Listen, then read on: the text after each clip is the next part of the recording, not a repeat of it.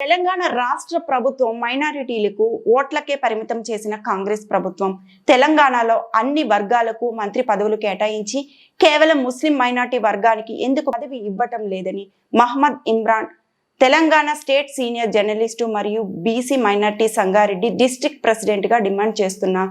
గత ప్రభుత్వాలు ముస్లిం వర్గానికి మైనారిటీ కోటా కింద నిధులు గాని పదవులు గాని కేటాయించారు. కానీ సోనియా గాంధీ, ప్రియాంక గాంధీ, రాహుల్ గాంధీ మైనారిటీ వర్గానికి సంబంధించి కాంగ్రెస్ ప్రభుత్వం ఎందుకు అన్యాయం చేస్తుంది మరి నాకైతే అర్థం కావటం లేదని ముఖ్యమంత్రి రేవంత్ రెడ్డి కూడా మైనారిటీ ఓట్లపై అధికారంలోకి వచ్చి మైనారిటీ వర్గానికి ఏడాది నారప పాలనలో 15 మందికి మంత్రి పదవులు కేటాయించిన మీరు మైనారిటీ ఎందుకు కేటాయించడం లేదు చెప్పాల్సిన అవసరం ఉంది అని తీవ్రంగా ఖండిస్తూ మా జర్నలిస్టులంతా ఏకమై ముందుకు వెళ్తాం. నమస్తే, నేను Mohammed Imran, state wide journalist.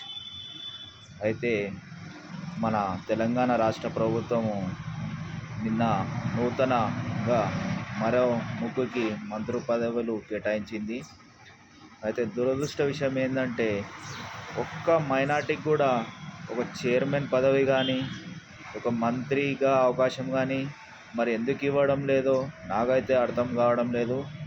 గత ప్రభుత్వంలో మన కేసీఆర్ ఒకసారి హోం మంత్రిగా, ఒకసారి డిప్యూటీ సీఎంగా ముస్లిం వర్గానికి అవకాశం ఇచ్చారు.